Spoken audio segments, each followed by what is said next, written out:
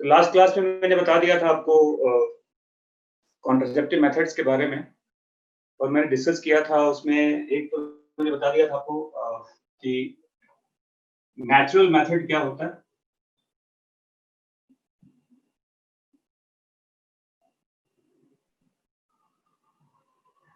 और इसमें मैंने बताया था आपको कि क्या होता है कोइटस इंटरप्टस, क्या होता है पीरियोडिक एब्स्टिनेंस, क्या होता है लैक्टेशनल एमनोरिया। हाँ जी बच्चों, ये बता दिया था मैंने आपको कोइटस इंटरप्टस के बारे में, पीरियोडिक एब्स्टिनेंस के बारे में। देखो इस मेथड को रिदम मेथड भी कहते हैं, इस मेथड को रिदम मेथड भी कहा जाता है, और इसी को कैलेंडर मेथड भी कहते हैं। क्योंकि फीमेल को अपना एक रिकॉर्ड पता होता है, वो एक इस चीज का एक रिकॉर्ड रख सकती है कि कब उसका मेंस्ट्रुअल साइकिल स्टार्ट हुआ और कब वो 10th डे में आ रही है ना। तो इसको कैलेंडर मेथड भी कहते हैं, इसी को रिदम मेथड भी कहा जाता है। और ये तो बता दिया था लैक्टेशनल एमनोरिया।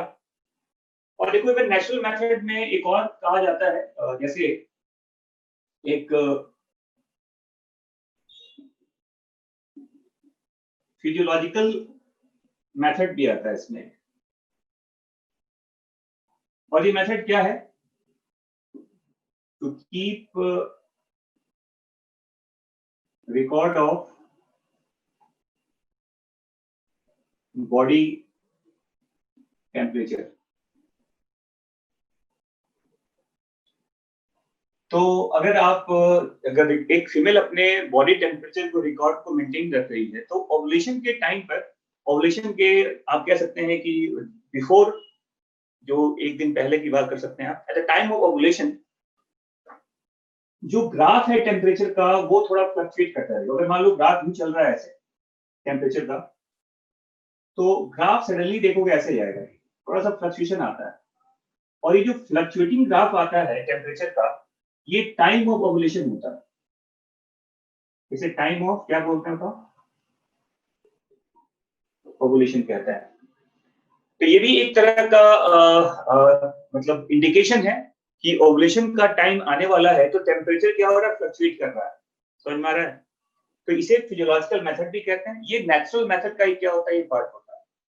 समझ में आ गया? तो coitus interruptus, periodic abstinence, lactational amenorrhoea and physiological method, ये सब इसमें आ गया। देखो इसके बाद मैंने बताया था आपको नंबर 2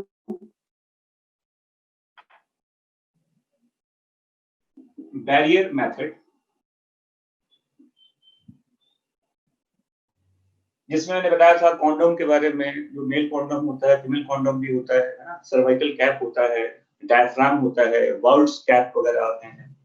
और मैंने कहा था कि बैरियर मेथड प्लस जो केमिकल मेथड होता है,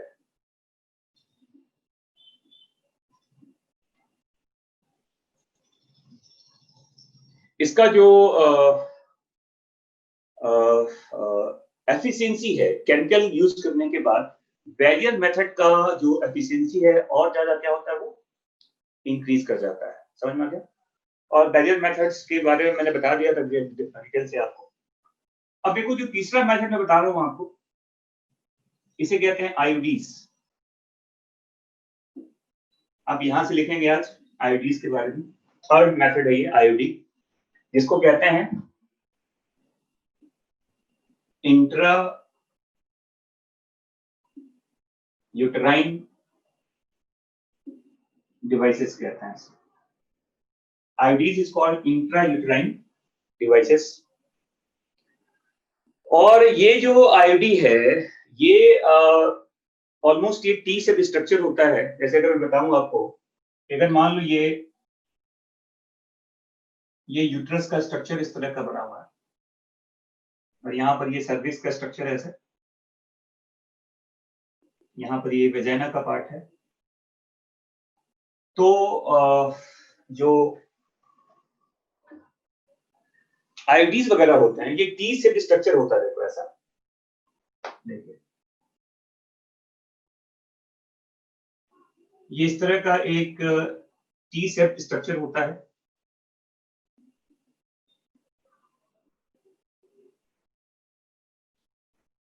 जो यूट्रस के बॉडी पार्ट्स में इसको फिट कर दिया था, देखो। तो ये जो आप देख रहे हैं, जो टी सेल स्ट्रक्चर यहां देख पा रहे हो आप, यही आईओडीज होता है। ये पॉलीथीन का और पॉलीथिलीन का जो एक पार्ट है, या कुछ इसमें रबर वगैरह का पार्ट भी यूज करते हैं बनाने के लिए इसको। तो ये जो स्ट्रक्चर है, यही क्या बताओ, ये आईओडी का स्ट्रक्चर है। इंट्रा यूट्राइन डिवाइसेस कहते हैं। और ये यूट्राइन कैविटी में पूरी तरह से क्या होता है, ये फिट कर दिया जाता है। ये टी सेल स्ट्रक्चर है। और ये एक प्रैक्टिशनर्स जो होते हैं, जो डॉक्टर होते हैं, या एक जो ट्रेन नर्सेज होती हैं, वो इनको इंसर्ट करती हैं। ये मतलब खुद इंसर्ट नहीं होता, इसको इंसर्ट करने के लिए एक ट्रेन डॉक्टर की जरूरत होती है। समझ में आ गया ना? और देखो, ये जो आईडी यहां देख पा रहे हो आप, ये आईडी दो तरह का होता है बेसिकली। एक होता है नॉन मेडिकेटेड,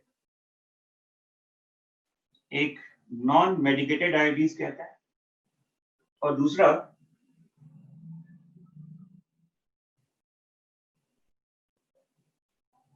मेडिकेटेड आईडीज कहा जाता है।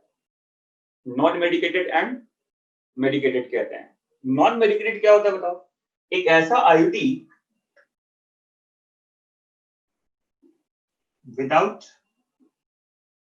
एनी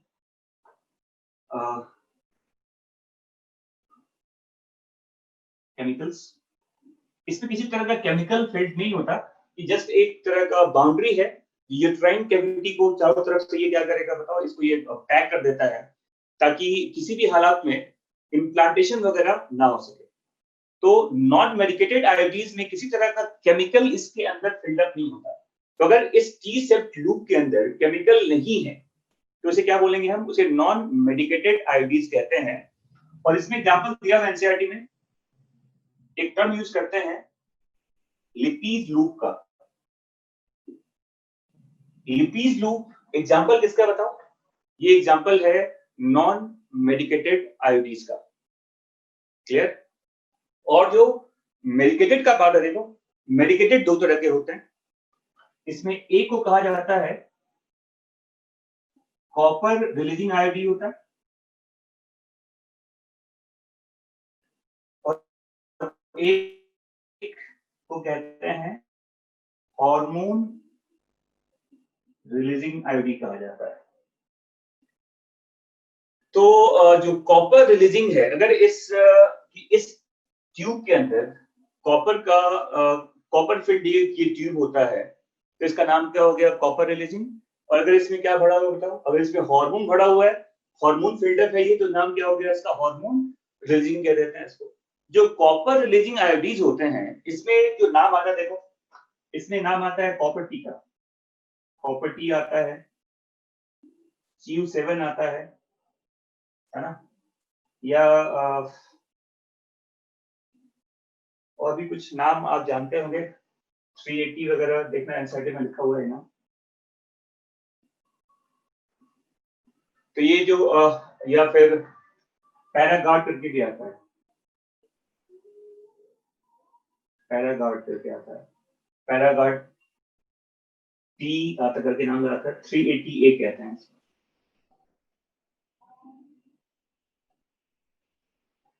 तो कॉपर टी, कॉपर 7, एक मिनट रुक जाओ।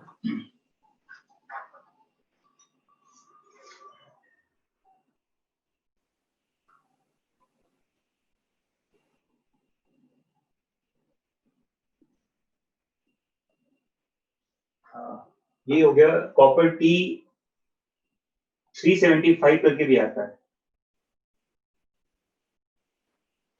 तो ये सब है कॉपर रिलीजिंग आयोडीज कहते हैं इसको, समझ में आ गया ना? एंड जो हार्मोन रिलीजिंग आयोडी देखो, इसमें एक नाम आता है LNG20। LNG20 का एक नाम है प्रोजेस्टेजर्ड करके आता है।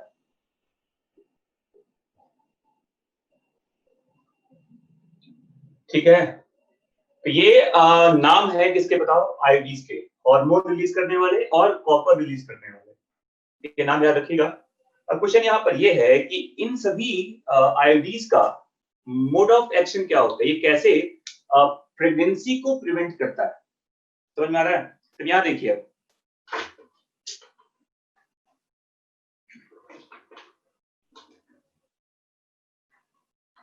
ये समझ में आ गया आप लोगों को? पहले इसको मैं रब कर रहा हूं यहाँ पर, ठीक है। मैंने बता दिया कि जो आयोडीज होते हैं इसे इंट्रा यूट्राइन डिवाइसेस कहते हैं।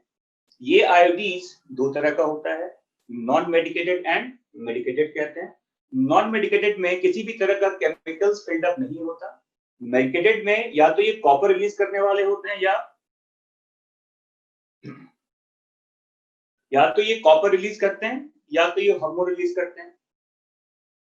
Copper releasing IUDs includes copper T, copper 7, Paragard 380, CUT 375, ये एनसीईआरटी में भी नाम लिखा हुआ है।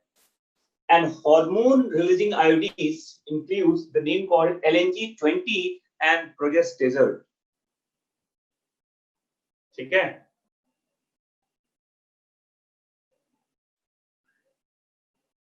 ये याद रखिएगा, ये टी सब स्ट्रक्चर होता है, देखो, है ना।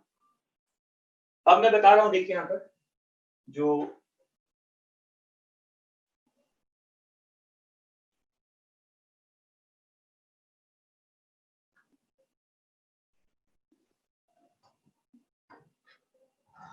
इसका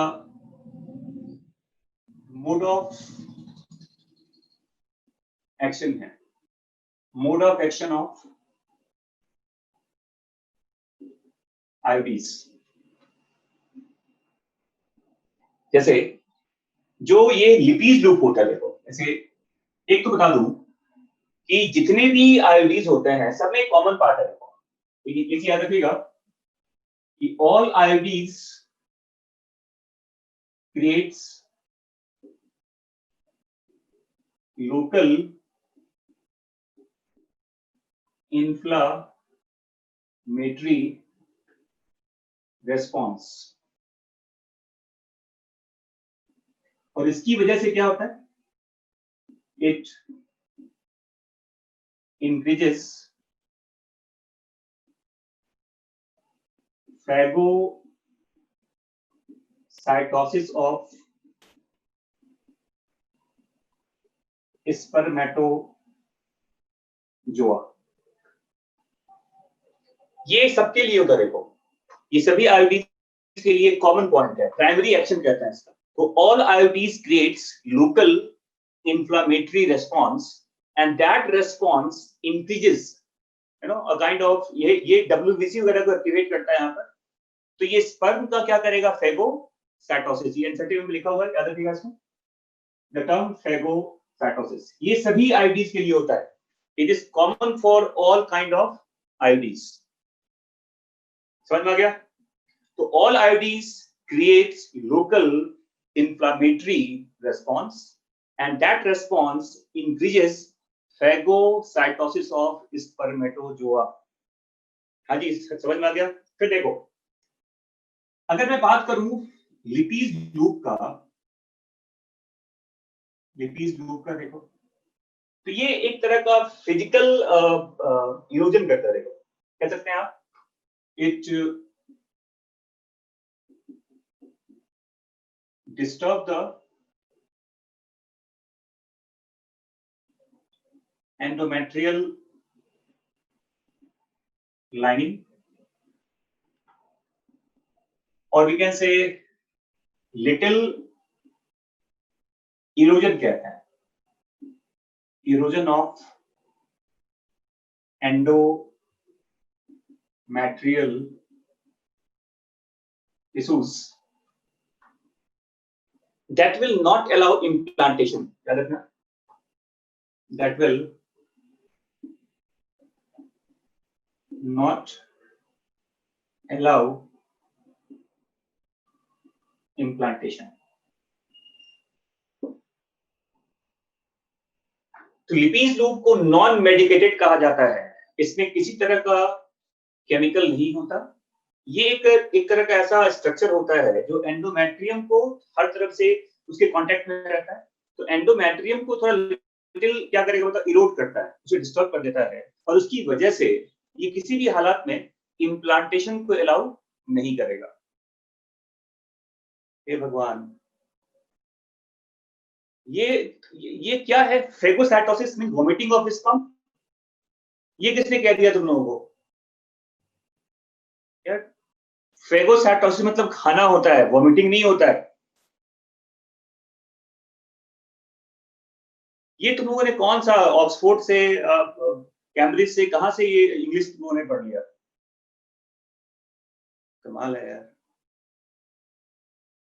कुछ भी तुम लोगों को यार, फेगोसाइटोसिस ये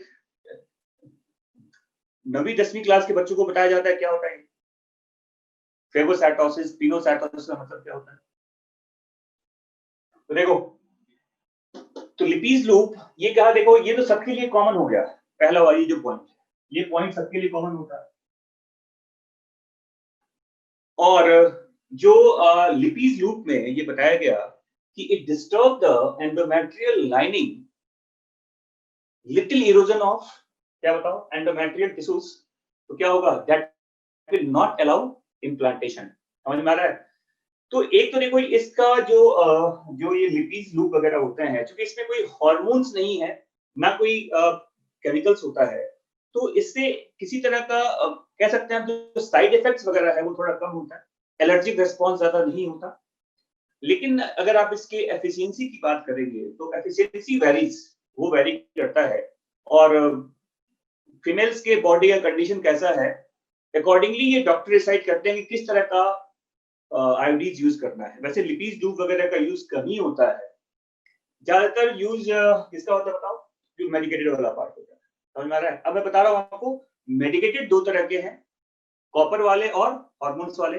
तो पहले बता रहा हूँ मैं आपको कि mode of action of copper releasing IUDs. लिखे आप इसको पहले यहाँ पर, देखो देखो, जो कॉपर रिलीजिंग आयोडीज होते हैं, इसका क्या रोल होता है, तो याद रखिएगा, रिलीज ऑफ कॉपर इन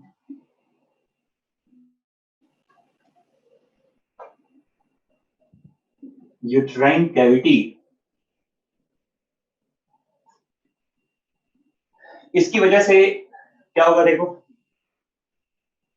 एक तो कहते हैं कॉपर की वजह से एक केमिकल होता है साइटोकाइंस वगैरह, साइटोकाइंस केमिकल है, इसका लेवल इंक्रीज करता है, और इसकी वजह से क्या बढ़ता है, फैगो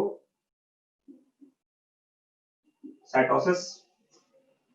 एक तो पॉइंट ये हो गया। देखो, दूसरा पॉइंट कहता है कॉपर जो होता है, इट डिस्टर्ब द मूवमेंट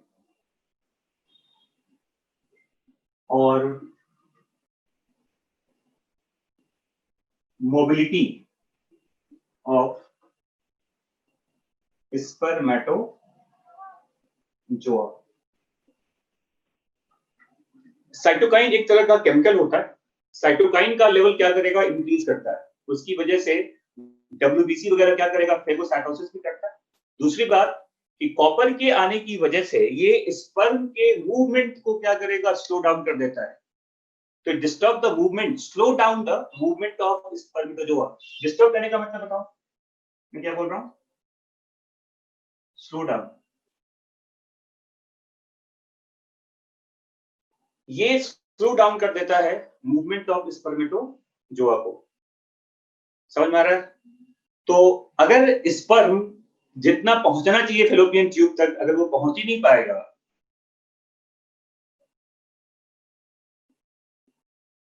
अरे कॉपर रिलीजिंग आयोडीज ने पहले कहा कि ये फेगोसाइटोसिस करता है, कहा कि कॉपर की वजह से साइटोकाइन इंक्रीज करता है। साइटोकाइन एक केमिकल है, ये इंक्रीज करता है यूट्राइन कैविटी में, और उसकी वजह से क्या इंक्रीज करेगा, इफेक्ट ऑफ फेगोसाइटोसिस। दूसरी बात, कि कॉपर डिस्टर्ब करता है, स्लो डाउन करता है मूवमेंट ऑफ और मोबिलिटी, मूवमेंट और क्या बोलते हैं बताओ, मोबिलिटी ऑफ स्पर्मेटोजोआ, और उसकी वजह से क्या होगा, फर्टिलाइजेशन के चांसेस कम हो जाएंगे। तो अगर ये ऐसा हुआ तो क्या होगा बताओ,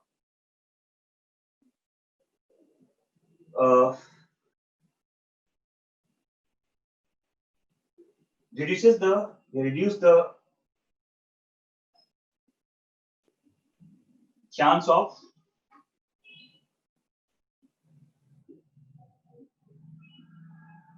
फर्टिलाइजेशन। ये फर्टिलाइजेशन के चांस को क्या करेगा बताओ, रिड्यूस कर देता है। जितने स्पर्म पहुंचने चाहिए फैलोपियन ट्यूब तक वो पहुंच नहीं पाएगा, तो फर्टिलाइजेशन का चांस क्या होगा, कम हो जाएगा, है ना। और ऑब्वियस सी बात है कि कॉपर टी वगैरह भी इसका स्ट्रक्चर ऐसा होता है कि इम्प्लांटेशन तो एक कॉमन टर्म हो गया अगर देखा जाए तो, फेगोसाइटोसिस, और साथ में मैं एक और चीज याद ऐड कर दूंगा इसमें,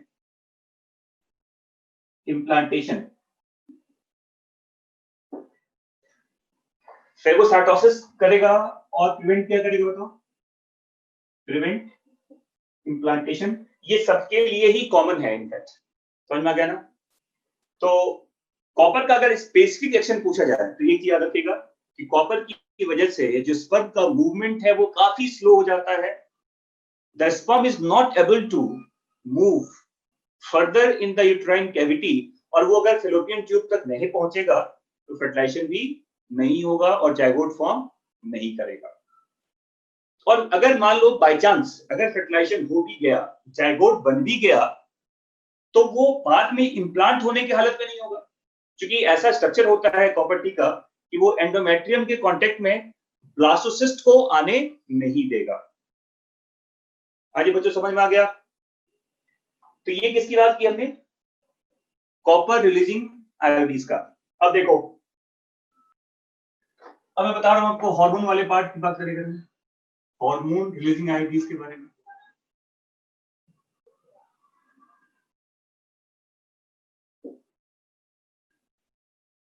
देखो ये जो हार्मोन है, जैसे लिखा हुआ है LNG20, LNG20 का जो मतलब यहाँ पे होता है, LNG20 जो लिखा हुआ आपने, ये LNG का मतलब क्या होता है, इसको कहते हैं लिवोनोगैस्ट्रल कहा जाता है। ये प्रोजेस्टीन लाइक हार्मोन है। प्रोजेस्टीन क्या होता है बताओ, ये सिंथेटिक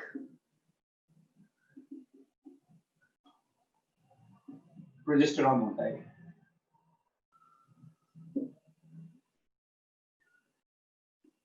प्रोजेस्टेजर्ड के नाम से भी जानते हैं इसको, LNG20 भी कहा जाता है इसको। तो levonorgestrel is a kind of progestin like hormone, and what is progestin, इसे सिंथेटिक प्रोजेस्टेरॉन कहा जाता है। समझ में आ गया। अब देखो कि इसकी वजह से क्या क्या अब पॉसिबिलिटी यहां पर होती है।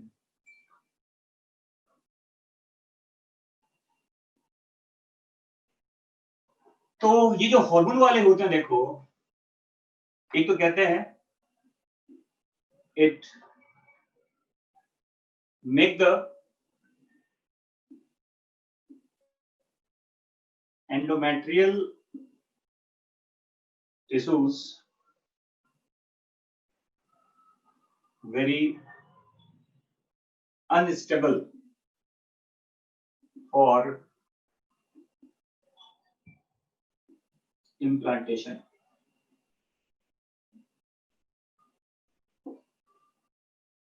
एंडोमेट्रियम का जो टिश्यूज होता है, ये प्रोजेस्टिन की वजह से इसका जो एंडोमेट्रियम का जो टिश्यूज है ये बहुत ज्यादा क्या होगा, अनस्टेबल हो जाएगा। ये याद रखना कि हार्मोन का लेवल अगर बहुत हद तक कंट्रोल नहीं है, जो चीज कम होना चाहिए ज्यादा हो गया, या जितना होना चाहिए उससे भी ज्यादा हो गया, तो हर चीज का एक पॉजिटिव और निगेटिव फीडबैक आता है। तो सबसे पहली बात ये कि hormone releasing IUDs it make the endometrium tissues very unstable for implantation. समझ में आ गया। तो एंडोमेट्रियम अगर स्टेबल नहीं होगा तो वो इम्प्लांटेशन को अलाउ नहीं करेगा। समझ में आ रहा है। दूसरी बात देखिए, second point, it changes the thickness of cervical mucus, और ये थिकनेस ज्यादा होने की वजह से it will not allow entry of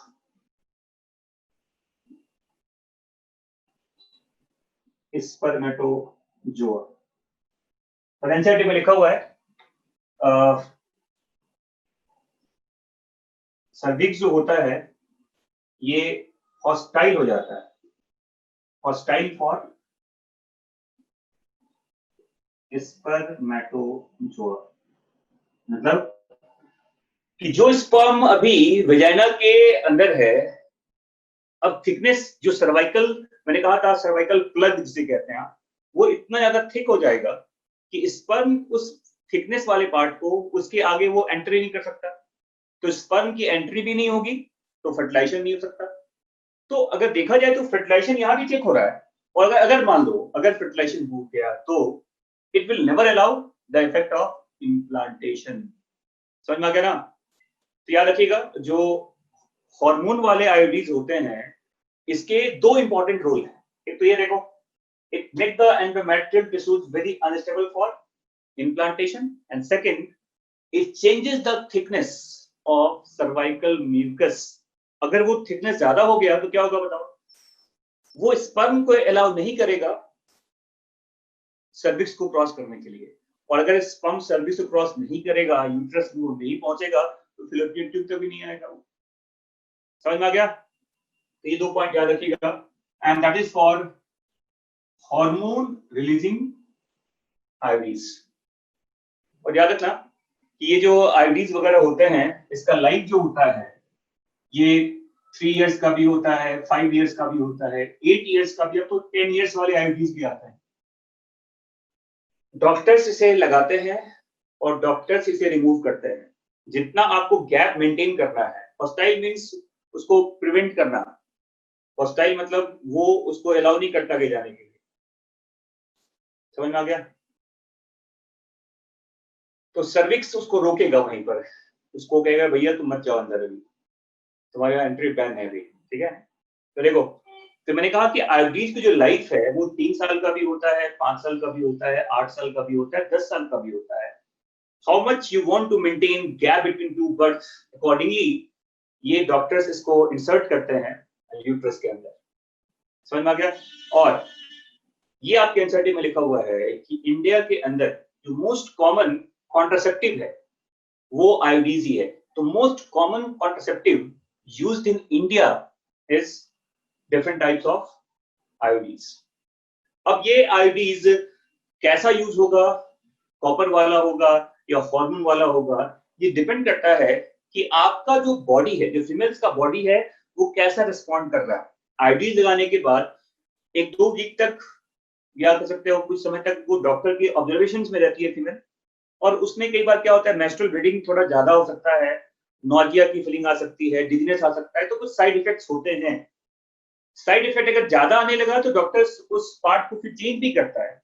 तो किस तरह का आयोडीन यूज होगा ये डिपेंड करता है कि आपका बॉडी कैसा रिस्पॉन्ड कर रहा है उस आयोडीन को। अगर मान लो कॉपर रिलीजिंग आयोडीन लगा दिया गया और आप उसके लिए आपका साइड इफेक्ट उसमें ज्यादा शो हो रहा है तो उसे कुछ और दूसरे कॉन्सेप्ट से फिर रिप्लेस किया जाएगा। तो एफिशिएंसी काफी अच्छी है ऑल्दो, और इंडिया में सबसे ज्यादा जो आईओडी यूज किया जा रहा है वो यही वाला, मतलब जो मोस्ट कॉमन कॉन्ट्रासेप्टिव है इंडिया में वो आईओडी ही होता है।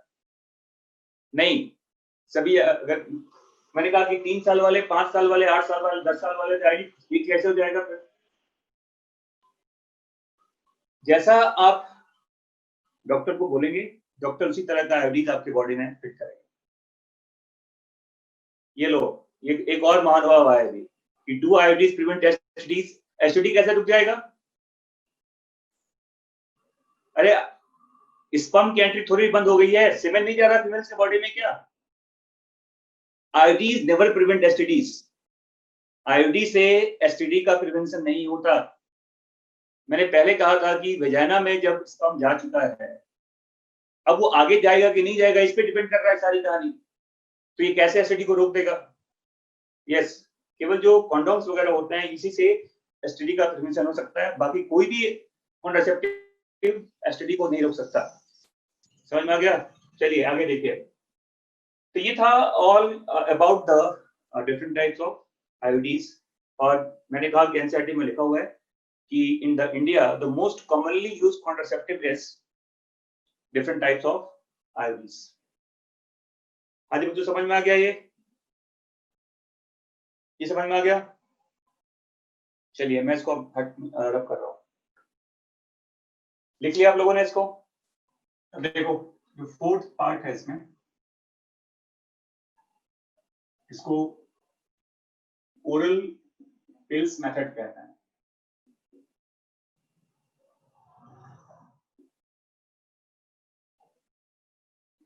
खाने वाली जो दवाइयां आती हैं, टैबलेट्स आते हैं,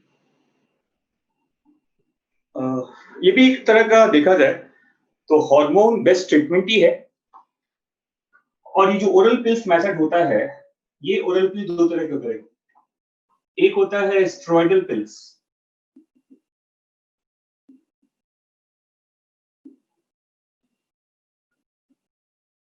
और एक को कहते हैं नॉन स्टेरॉइडल पिल्स। ठीक है? जो नॉन स्टेरॉइडल पिल्स होता है, देखो इसमें एक नाम यूज करते हैं सहेली, ये दवाई का नाम है। नॉन स्टेरॉइडल पिल्स में एक नाम आता है, उसको क्या बोलते हैं, तो उसका नाम क्या होता है? सहेली कहते हैं। और ये जो स्टेरॉइडल पिल्स है, ये दो तरह का, देखो एक रेगुलर पिल्स कहते हैं,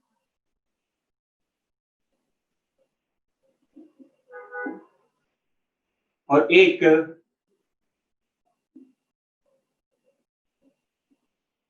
इमरजेंसी पिल्स कहते हैं।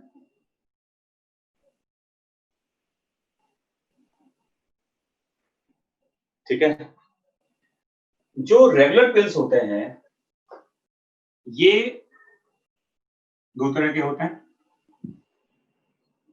इसमें एक आता है कंबाइंड पिल्स, और एक इसमें आता है मिनी पिल्स। जो कंबाइंड पिल्स होता है ये दो तरह का होता है। एक होता है मोनोफेजिक पिल्स,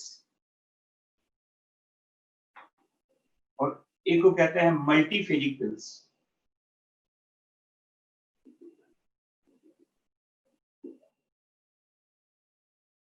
देखिए, तो ये पहले लिख लीजिए आप सबको। मैंने कहा ओरल पिल्स जो होते हैं ये दो तरह के होते हैं।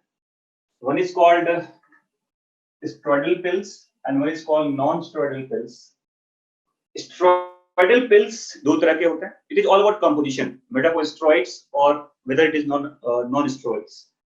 अगर स्टेरॉइडल पिल्स हैं तो ये दो तरह के होते हैं।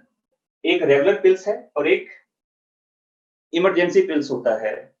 और जो नॉन स्टेरॉइडल पिल्स होते हैं ये एक ही नाम है इसमें, क्या कहते हैं उसको? इसका नाम सहेली होता है।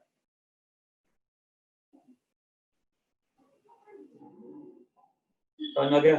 इसके बाद देखो, ये जो मोनोफेजिक पिल्स है और मल्टीफेजिक पिल्स कहते हैं। अब देखो पहली बात तो ये कि कंबाइंड पिल्स और मिनी पिल्स का मतलब क्या होता है। तो कंबाइंड पिल्स कहते हैं ये कॉम्बिनेशन किसका होता है? एस्ट्रोजन का प्लस प्रोजेस्टिन का। मतलब जो एस्ट्रोजन हार्मोन का पार्ट होता है और प्रोजेस्टेरॉन साथ में है, प्रोजेस्टिन के साथ में होता है, तो कॉम्बिनेशन है एस्ट्रोजन प्लस प्रोजेस्टेरॉन का। इसे कहते हैं क्या? इसे कहते हैं कंबाइंड पिल्स। और जो मिनी पिल्स होता है इसमें ओनली प्रोजेस्टिन होता है।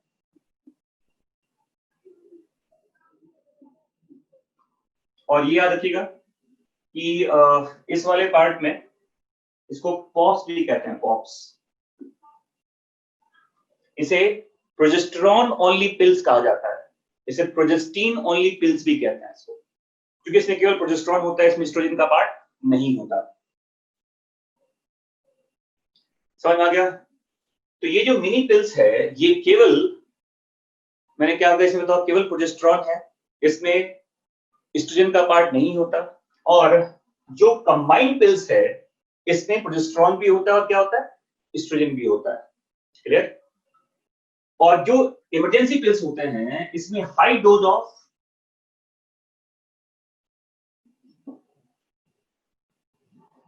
लेवोनोगैस्ट्रल होता है।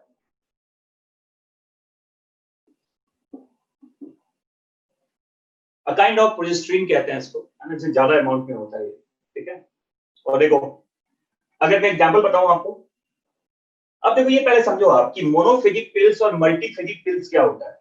जैसे आप जानते हैं कि अब देखो कंबाइंड पिल्स का जो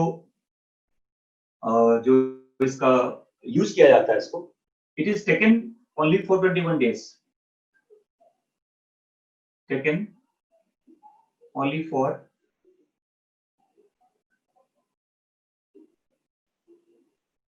21 डेज, और 21 डेज तक इसका पूरा इंटेक है, मतलब starting from the menstrual cycle. ये एक, जैसे अगर देखा जाए तो इसकी जो टैबलेट्स आते हैं तो 21 डेज के हिसाब से ही आता है, इसमें इस तरह का डेज भी लिखा होता है, इस तरह का। इसमें पूरा अगर देखेंगे आप इसमें, तो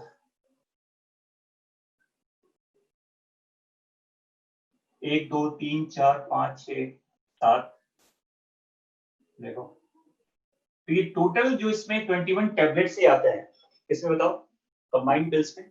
अब इसमें जो नाम दिया गया मोनोफेजिक पिल्स और मल्टीफेजिक पिल्स, इसका मतलब क्या होता है, याद रखिएगा इसको, कि मोनोफेजिक पिल्स में जो एस्ट्रोजन प्रोजेस्टेरॉन का जो कंपोजिशन है कांस्टेंट होता है। कंपोजिशन क्या है बताओ, वो कांस्टेंट होता है। तो ग्राफ अगर देखेंगे ऐसे आप, ये देखिए,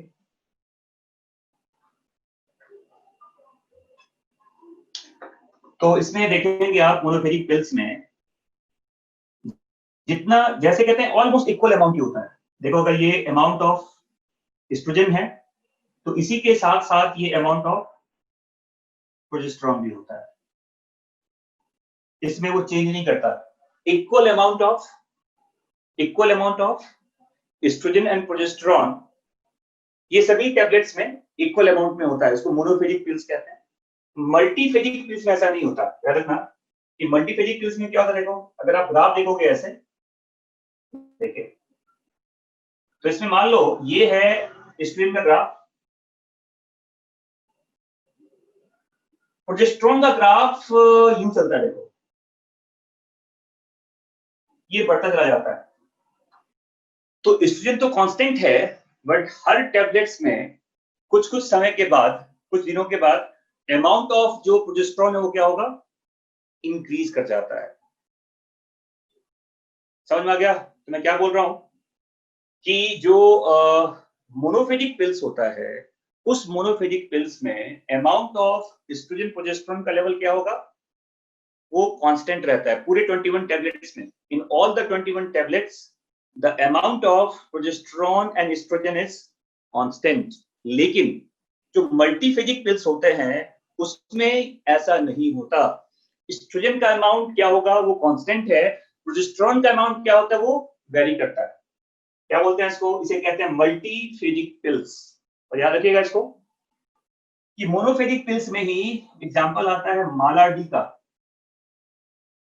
माला एन का, ये सब नाम है, देखो मोनोफेजिक पिल्स कहते हैं इसको। ज्यादा कॉमनली यूज होता है ये, गवर्नमेंट हॉस्पिटल्स में ये फ्री में दिया जाता है। माला डी, माला एन, क्या बोलते हैं इसको, इसे मोनोफेजिक पिल्स कहा जाता है। और जो मल्टीफेजिक पिल्स है, इसमें नाम आता है ट्रिक्विलर का, ट्रिक्विलर कहा जाता है।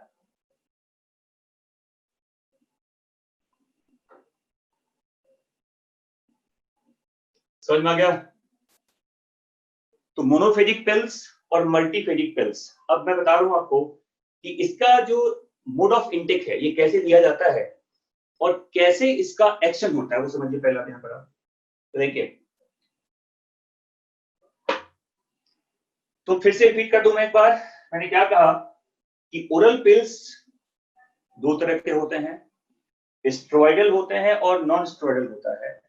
स्टेरॉइडल का ये दो टाइप का होता है, एक रेगुलर पिल्स है और एक क्या बताओ, इमरजेंसी पिल्स कहते हैं। जो रेगुलर पिल्स होते हैं ये दो तरह के होते हैं, एक कंबाइंड पिल्स है और एक मिनी पिल्स होता है।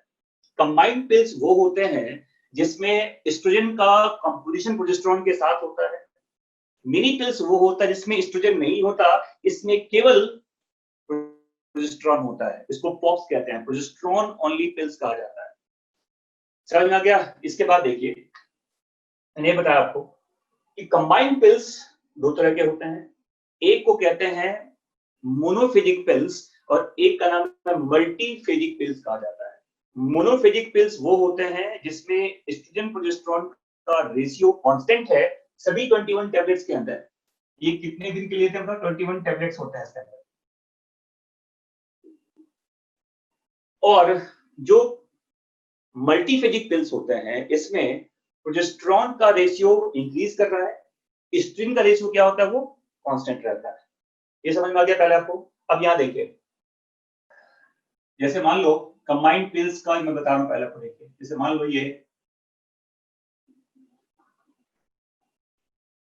1, 14 और 28 डेज का ये पूरा ड्यूरेशन हो गया मेंस्ट्रुअल साइकिल का, और ये ब्रीडिंग फेज है 1 to 5 डेज का, 14 डेज हो गया, ओवुलेशन का टाइम हो गया।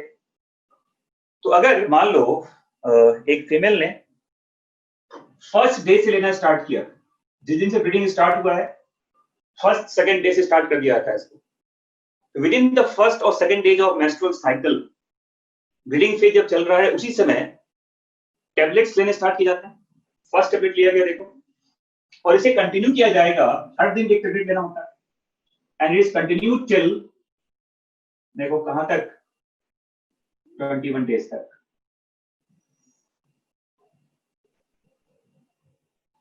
सेवन डेज का गैप होता है देखो, इसमें फिर टैबलेट अवॉइड किया जाता है और फिर अगले मंथ से फिर से स्टार्ट हो जाएगा। तो मैं क्या बोल रहा हूं इसमें कि how females can use that combined pills. तो मैंने क्या बताया कि कंबाइंड पिल्स जो होता है, it is started from first और सेकंड डे ऑफ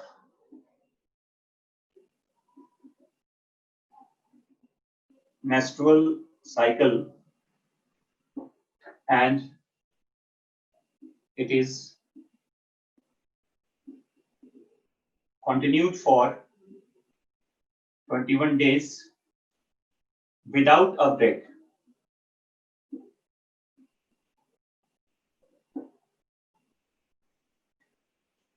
इसमें ब्रेक नहीं करना होता है।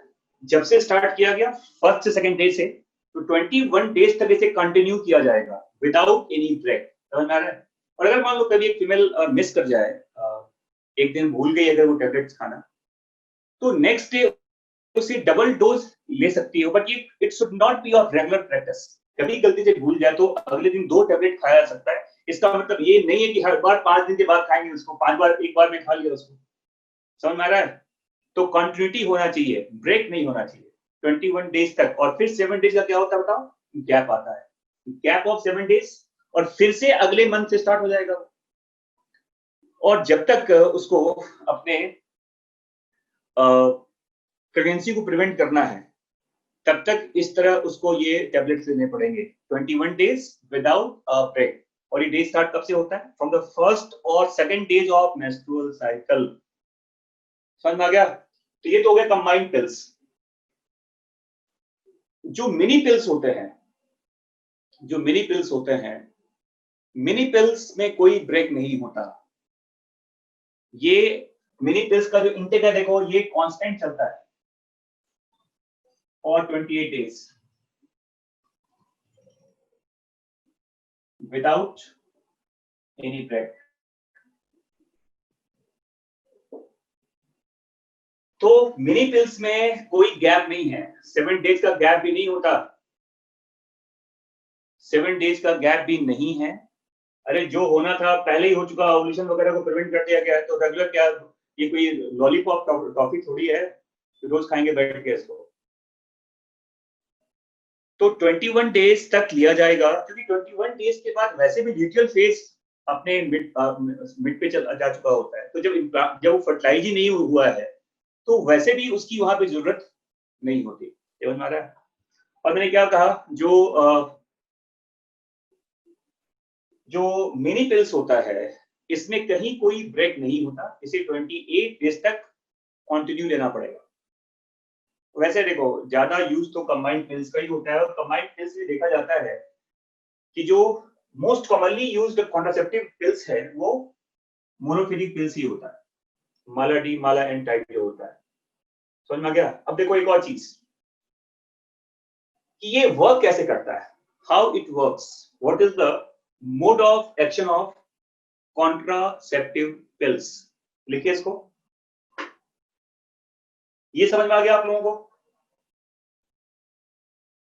हाँ जी, ये समझ में आ गया कि कब से लेना होता है और कब तक लेना होता है, ठीक है ना? अब मैं बता रहा हूं आपको mode of action of regular pills. लिख लो इसको, ये मिटा दो इसको, लिख लो mode of action of regular pills.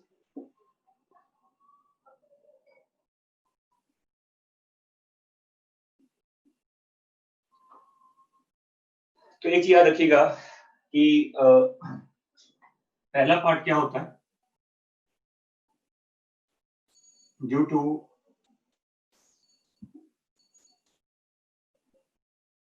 Presence of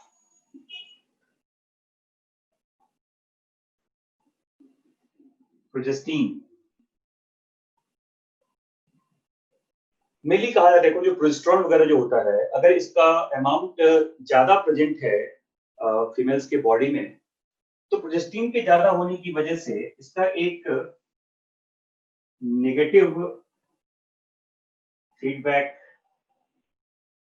effect होता है ऑन हाइपोथैलेमस,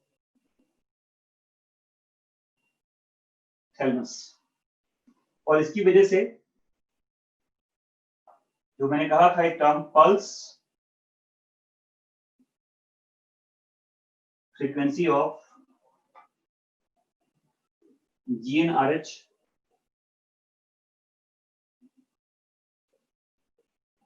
ये डिक्रीज कर जाता है। हाइपोथैलेमस से GnRH क्या होगा, ये नहीं आएगा, और इसके ना होने की वजह से लेस कहते हैं availability of LH and FSH। तो अगर ये ऐसा होगा तो इट विल प्रिवेंट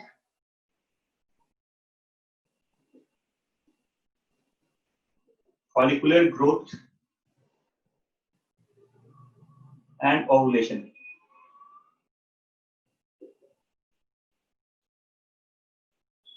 तो ओवुलेशन को ये रोकता है मेनली। याद रखिएगा कि जो रेगुलर पिल्स होते हैं इसका मेन फंक्शन है ये ओवुलेशन को चेक करता है इस सिस्टम के थ्रू। समझ में आ गया? लिख लो इसको कि due to presence of progestin negative feedback effect on, कहां बताओ, हाइपोथैलेमस से। हाइपोथैलेमस से क्या हुआ, जो पल्स फ्रीक्वेंसी था इसका GnRH का, गोनाडोट्रोपिक रिलीजिंग हार्मोन का, वो क्या हो गया, डिक्रीज कर गया। अगर वो डिक्रीज करेगा तो इसकी वजह से क्या होगा, less availability of LH and FSH। अगर ये कम हो गया तो क्या होगा बताओ, it will prevent follicular growth and subsequent ovulation. तो अगर ओवुलेशन ही नहीं होगा तो फर्टिलाइजेशन तो होने का कोई चांस ही नहीं है। समझ में आ गया? फर्स्ट पॉइंट ये होगा। देखो सेकंड पॉइंट देखिए यहां पर, it changes the thickness of cervical mucus, तो ये भी अलाउ नहीं करता फर्टिलाइजेशन को, है ना। एंड थर्ड,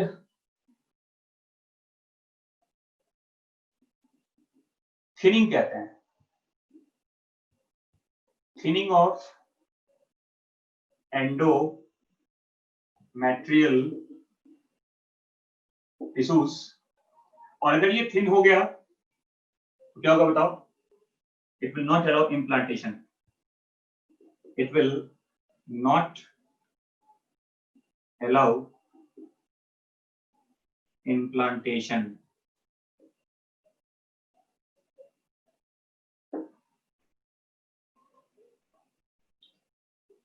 तो ये पॉइंट समझ में आ रहा है आपको? ये तो मैंने कहा ये रेगुलर पिल्स की कहानी है।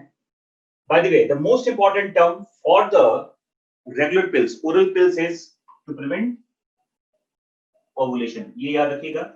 सबसे इंपॉर्टेंट जो पूछा जाता है कि जो ओरल पिल्स का जो मेन एक्शन क्या है, तो ये ओवुलेशन को अलाउ नहीं करता। अगर ये होगा तो फर्टिलाइजेशन भी नहीं होगा। और तीसरा मैंने कहा कि इसकी वजह से एंडोमेट्रियम का जो टिश्यूज है वो काफी थिन हो जाता है, जो उसको इम्प्लांट होने के लिए काफी थिक चाहिए। और थिनिंग ऑफ एंडोमेट्रियम अगर हुआ तो ये भी इम्प्लांटेशन को अलाउ नहीं करेगा। तो तीनों एनसीईआरटी में लिखा हुआ है कि ओवुलेशन को चेक करेगा, ये यूनिक पार्ट है इसके लिए। दूसरा मैंने कहा कि ये सर्वाइकल म्यूकस के विस्कोसिटी को चेंज कर देता है। और तीसरा, ये एंडोमेट्रियम के टिश्यूज को और थिन बना देगा, तो it will not allow implantation. समझ में आ गया? तो ये था इसके लिए अबाउट द रेगुलर पिल्स। अब देखो, जो इमरजेंसी पिल्स है वो क्या होता है?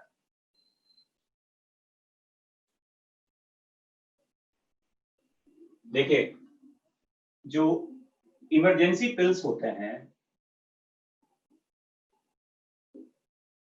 इसको आई पिल्स भी कहा जाता है, और इसको मॉर्निंग आफ्टर पिल्स भी कहा जाता है।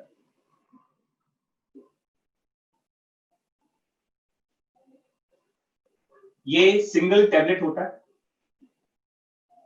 सिंगल डोज टैबलेट कहते हैं इसको। ये कोई रेगुलर पिल्स नहीं होता, ये कोई रेगुलर पिल्स नहीं है। अगर मान लो एक फीमेल ने किसी तरह का कॉन्ट्रासेप्शन यूज नहीं किया है, ना मेल की तरफ से ना फीमेल की तरफ से, और कोइटस हो चुका है, और उस फीमेल में कहीं ना कहीं ये फियर है कि फर्टिलाइजेशन हो सकता है क्योंकि उसने किसी तरह का कॉन्ट्रासेप्टिव यूज नहीं किया, तो उस कंडीशन में अगर वो फीमेल ये चाहती है कि फर्टिलाइजेशन ना हो सके या चांसेस ना हो उसके, तो एक तरीका क्या है? किसी can take 1 dose emergency pills, जिसको आई पिल्स भी कहते हैं, किसी को मॉर्निंग आफ्टर पिल्स भी कहा जाता है, और इट कैन बी टेकन, जैसे एनसीईआरटी में लिखा हुआ है, वैसे 5 डेज तक होता है ये। एनसीईआरटी में लिखा हुआ है कि that pills, emergency pills, can be taken up to 72 hours after unprotected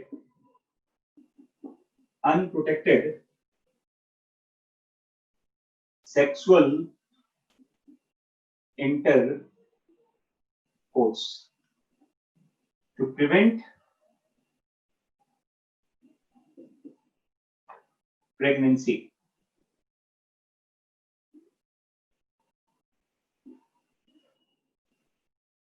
समझ में आ रहा है? 3 डेज का टाइम है जिस समय से कोइटस हुआ, क्वाइटस के होने के बाद 3 डेज तक अगर इस पिल्स को लिया जाएगा तो चांसेस ऑफ फर्टिलाइजेशन 95% तक क्या होगा, वो खत्म हो जाता है, वो मतलब नहीं होगा फर्टिलाइजेशन, है ना। तो एफिशिएंसी काफी अच्छा है, बट ये देखना पड़ेगा टाइम कब, जैसे जितना डिले करेंगे आप, क्वाइटस हुआ है, क्वाइटस के विदिन 1 घंटे के अंदर ले लिया गया तो और ज्यादा उसकी एफिशिएंसी हो जाएगी। क्वाइटस के अगर आप 12 घंटे के बाद लेंगे तो धीरे धीरे ये घटता चला जाएगा, बट कहा जाता है कि 3 डेज तक भी अगर ये पिल्स लिया गया तो फर्टिलाइजेशन का कोई चांस नहीं बनता, या एफिशिएंसी ऑफ जो फर्टिलाइजेशन है वो काफी कम हो जाएगा। मतलब ये ड्रग काफी इफेक्टिव है, बट ये टाइम बहुत बाउंड होता है। अगर आप 3 डेज के बाद ले रहे हैं तो फिर कोई श्योरिटी नहीं है कि फर्टिलाइजेशन होगा या नहीं होगा। It is not abortion pill, ये कोई एबॉर्शन पिल नहीं है। It is not a kind of abortion pill कहा जाता है। ये जो इमरजेंसी पिल्स होते हैं, देखिए कई सारा इसका देखो बनता है। इमरजेंसी पिल्स क्या करता है, या तो कहते हैं अर्ली ओवुलेशन हो सकता है इसकी वजह से, और डिलेड ओवुलेशन भी हो सकता है, ये भी होता है, ये भी होता है। और थर्ड कहते हैं रिड्यूस द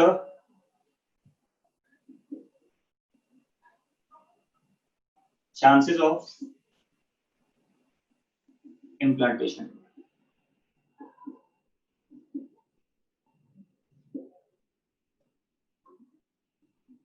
कुछ अननोन भी होता है कि ऐसा क्यों हो रहा है। कई बार देखा गया है कि ओवुलेशन जो होने वाला था, अभी अभी मान लो जस्ट स्पर्म का अभी एंट्री हुआ है और उसी समय ओवुलेशन हो गया, तो मैं पहले कहा एनसीईआरटी में क्या लिखा हुआ है कि chances of fertilisation is best if the sperm and egg reaches simultaneously at the embryonic isthmus junction. तो अगर पहले ओवुलेट हो गया और वो पहले पहुंच गया एम्बुला तक और वहां स्पर्म है नहीं, तो फर्टिलाइजेशन नहीं होगा। दूसरा, कई बार ये ओवुलेशन को डिले कर देता है, स्पर्म अवेलेबल है, एग आया ही नहीं, और अगर मान लो फर्टिलाइजेशन हो भी गया तो प्रोजेस्टेरोन की वजह से जो इम्प्लांटेशन का पार्ट है वो वहां पे नहीं हो सकता। And that's why this is called emergency pills. ये रेगुलर पिल्स नहीं है, ये कभी कभी यूज किया सकता है अगर कोई फीमेल भूल गई है कॉन्ट्रासेप्शंस को और उसने क्वाइटस किया है। क्वाइटस के बाद 3 डेज का एक सेफ टाइम है, within 3 days it can be taken to avoid the unwanted pregnancy. समझ में आ गया? हाँ जी बच्चों, ये सब समझ में आ जाएगा बहुत जल्दी आप लोगों को। तो ये है क्या बताओ, इसे कहते हैं इमरजेंसी पिल्स, इसको आई पिल्स भी कहते हैं, इसी को मॉर्निंग आफ्टर पिल्स भी कहा जाता है। समझ में आ गया? और ये आई पिल्स के नाम से मार्केट वगैरह में अवेलेबल है, और इसके लिए किसी तरह का डॉक्टर के प्रिस्क्रिप्शन की जरूरत नहीं होती। ये कोई भी आदमी कहीं से भी इसको बाई कर सकता है, इसके लिए किसी तरह का डॉक्टर का प्रिस्क्रिप्शन नहीं चाहिए। एनीबॉडी कैन बाई, इसके लिए किसी तरह का कोई लीगल इसमें कोई बाउंडेशन नहीं होता। समझ में आ गया? चलिए आगे देखते हैं। तो ये तो हो गया आपका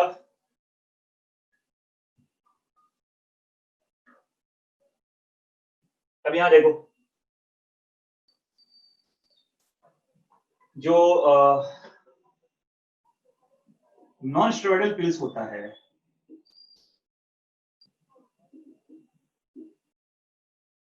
इसमें एक नाम आता है सहेली का, इसको वंस अ वीक पिल्स भी कहते हैं। सहेली इंडिया में सबसे पहले बनाया गया था, जो लखनऊ में एक इंस्टीट्यूट है CDRI, central drug research institute, इसने बनाया था सहेली को। ये वर्ल्ड का पहला नॉन स्टेरॉइडल प्रिपरेशन है। ये वर्ल्ड का पहला क्या बताओ नॉन स्टेरॉइडल प्रिपरेशन है, और इसका नाम सहेली है। ये once a week pill, start में इसको 2 बार लिया जाता है वीकली, बाद में इसको सिंगल लिया जाता है, इसको वंस अ वीक पिल कहते हैं। क्योंकि देखो स्टेरॉइडल पिल्स के साइड इफेक्ट्स होते हैं, इसका कोई साइड इफेक्ट नहीं है, ये सेफ पिल्स माना जाता है। सहेली को एक सेफ पिल्स मानते हैं। या it has no side effect, क्योंकि स्टेरॉइड नहीं होता है। सहेली के अंदर जो सॉल्ट यूज करते हैं उसे सॉल्ट का नाम होता है सेंट क्रोमन। ये एक तरह का नॉन स्टेरॉइडल सॉल्ट कहते हैं इसको। क्या बोलते हैं इसको? Non steroidal salt. सबसे पहले वर्ल्ड में इंडिया में बनाया गया था। कहां बताओ? CDRI Lucknow, central drug research institute. World में पहला ये दवाई है जो इंडिया ने बनाया है। CDRI, जो नॉन स्टेरॉइडल पिल्स की बात करें तो दवाइयां तो बहुत सारी वर्ल्ड में हर जगह बन रहे हैं, बट ये वर्ल्ड का पहला क्या था बताओ? Non steroidal pills. नाम क्या है इसका? सहेली। और इसका जो मोड ऑफ एक्शन है, सहेली कहते हैं